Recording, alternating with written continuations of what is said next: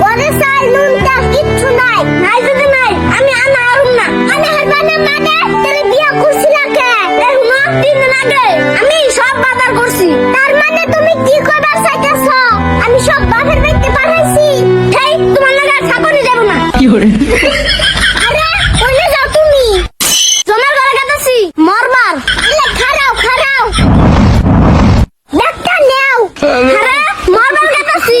দেখি করুম।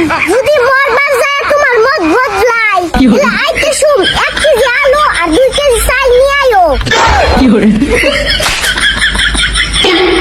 এই যে নাও, এনে 50,000 টাকা আছে। যত খুশি কিনা গিলা গিলা খাও। কি করে? কি গো আবার করে যাও? কইলাম না মরবার গেতাছি। মরবার গেতাছো যাও, কিন্তু আমার মনের আশাটা পূরণ করে দিয়ে যাও। কও শোনা কও, তোমার আর কি লাগে? আমি 2 বাচ্চার মা হইবার চাই। ঠিক আছে আমি মরে গেলে তুমি আরেকটা বিয়া হইবে, তাই তো 2 বাচ্চার মা হইবে। না শোনা, আমি তোমার বাচ্চার মা হইবার চাই। আচ্ছা তাহলে আজকে থাকি, কালকে যামু। তাহলে তুমি তো বাচ্চার মা হইলে আমি এখন মরবার যাই। কি করে? আরে শোনা, তুমি গেলে আমার পুলাহান মানুষ করবো কেরা? আমার নামে 5 বিঘা মাটি আছে, ওই মাটিগুলো আমার পুলাহানের নামে লিখে দিও। আরে শোনা, পুলাহান একদিন বড় হবো, আমি বুড়ি হবো। এসব কি পুলাহান আমারে দেখবো? এসব আমার কি হবো?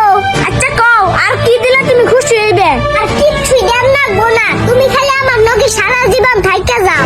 ওকে থাকলাম, কিন্তু প্লিজ আমার লগে ঝগড়া করাটা বন্ধ করো। শোনা, সংসার মানেই তো ঝগড়া আর ভালোবাসার মিশ্রণ। তুমি এত মাইন্ড করলে তো চলবো না। আহ শোনা, ঘরে আহ।